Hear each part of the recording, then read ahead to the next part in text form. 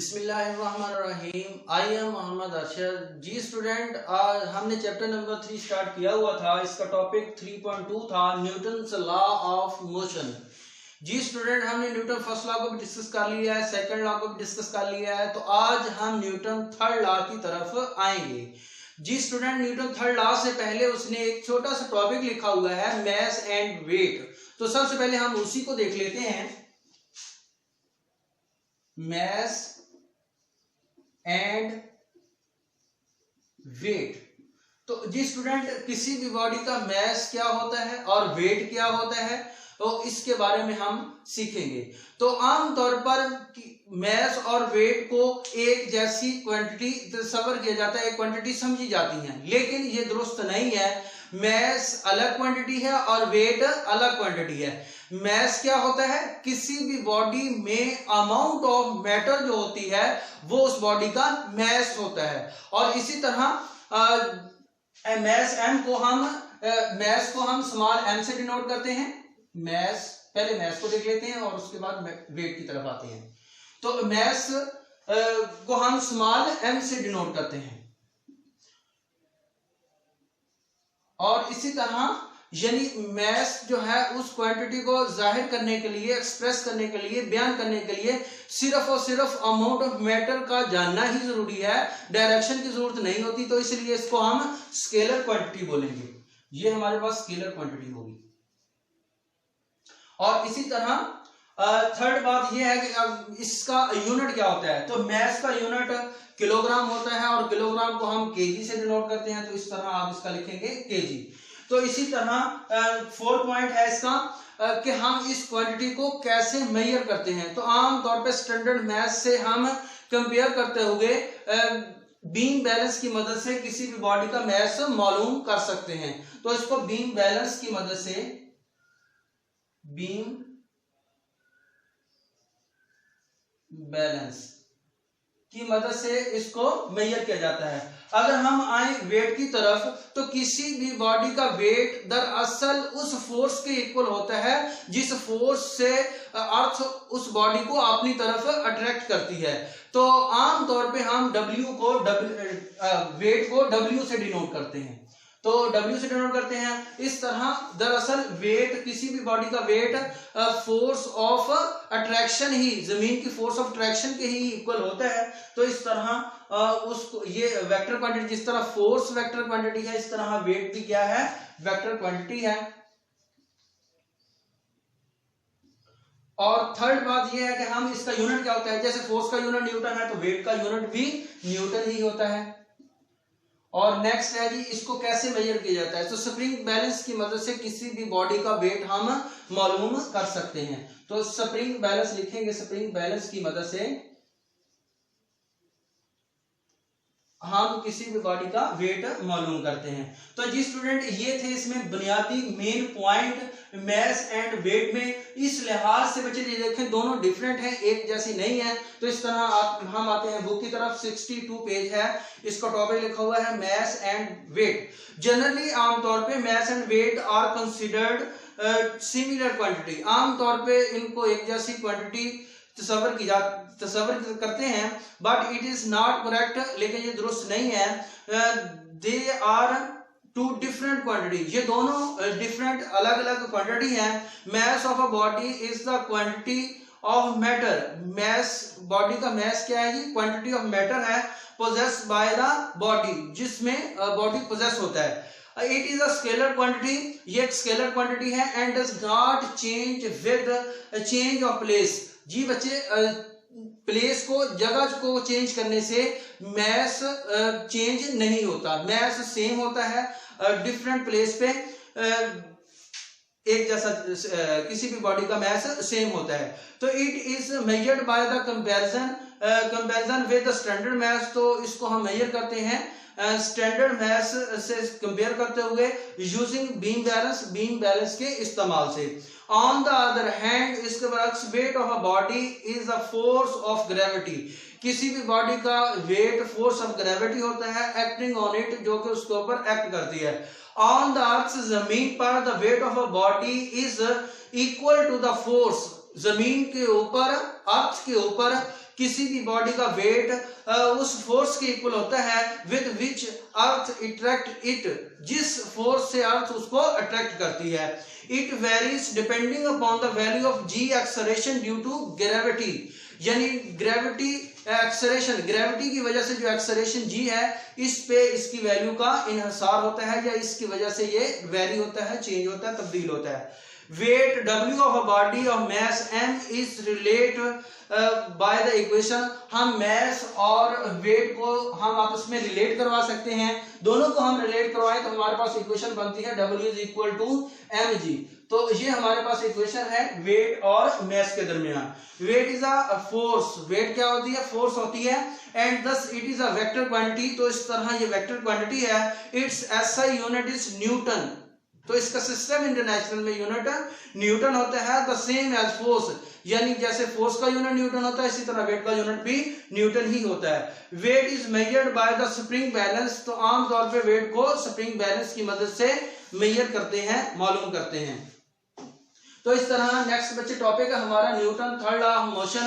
तो ये था हमारा मास एंड वेट टॉपिक, और इसके बाद नेक्स्ट टॉपिक है हमारा Newton third law of motion. Newton third law of motion. तो जी स्टूडेंट, अगर हम बात करें न्यूटन थर्ड लॉ की, तो न्यूटन थर्ड लॉ एक्शन और रिएक्शन से रिलेटेड है। मिसाल के तौर पे अगर एक बॉडी किसी दूसरी बॉडी के ऊपर एक्शन कर रहा है तो उस एक्शन की वजह से एक रिएक्शन प्रोड्यूस होगा। तो इस तरह मिसाल के तौर पे एक हमारे पास टेबल है,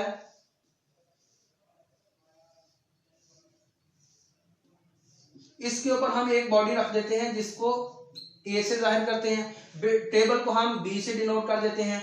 अगर एक बॉडी ए इसके ऊपर फोर्स लगाता है तो वो एक्शन होगा, और इस फोर्स की वजह से जो टेबल इसके ऊपर फोर्स लगाएगा उसको हम रिएक्शन की फोर्स बोलेंगे, रिएक्शन बोलेंगे। तो इस तरह स्टूडेंट आते हैं हम बुक की तरफ। Newton's third law of motion deal with the reaction of a body, body के रिएक्शन को डील करता है। When a force act on it, जब उसके ऊपर फोर्स लगाई जाती है। Let a body A exert a force on another body B, मिसाल के तौर पे बॉडी ए बी बॉडी के ऊपर एक फोर्स एक्सर्ट करता है। The body B react against this force, body B जो है इस फोर्स की वजह से एक रिएक्ट करता है, and exert a force on body A, और बॉडी ए के ऊपर भी एक फोर्स लगाता है। The force exerted by body A on B, A body की बी के ऊपर जो फोर्स लगाता है उसको क्या बोलेंगे, इज द एक्शन फोर्स, उसको हम एक्शन फोर्स बोलेंगे। Whereas the force exerted by a body B on A, तो B बॉडी जो A के ऊपर फोर्स लगाएगा उसको हम रिएक्शन फोर्स बोलेंगे, is called reaction force. Newton third law of motion state that, तो इस तरह हम एक्शन और रिएक्शन को देखते हुए न्यूटन थर्ड लॉ को बयान कर सकते हैं।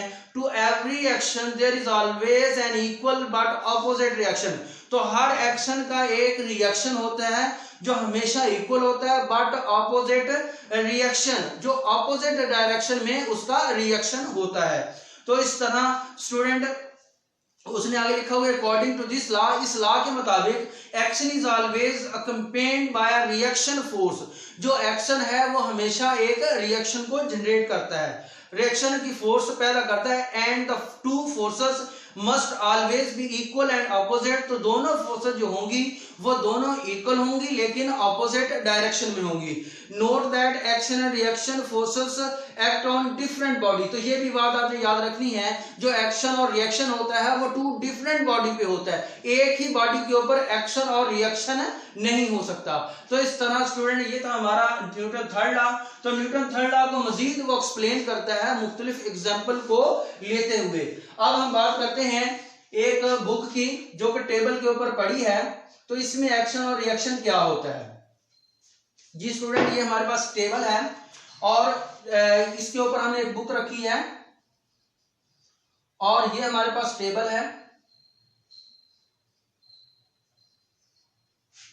तो जी स्टूडेंट, जब हम इसके ऊपर बुक रखेंगे तो बुक का जितना वेट होगा वो एक्शन की फोर्स टेबल के ऊपर लगाएगा, तो इस तरह जितना वेट होगा वो उसके ऊपर एक्शन होगा टेबल के ऊपर। तो टेबल क्या करेगा, इतनी ही फोर्स से इस बुक के ऊपर रिएक्शन की फोर्स लगाएगा जो कि अपवर्ड डायरेक्शन में होगी।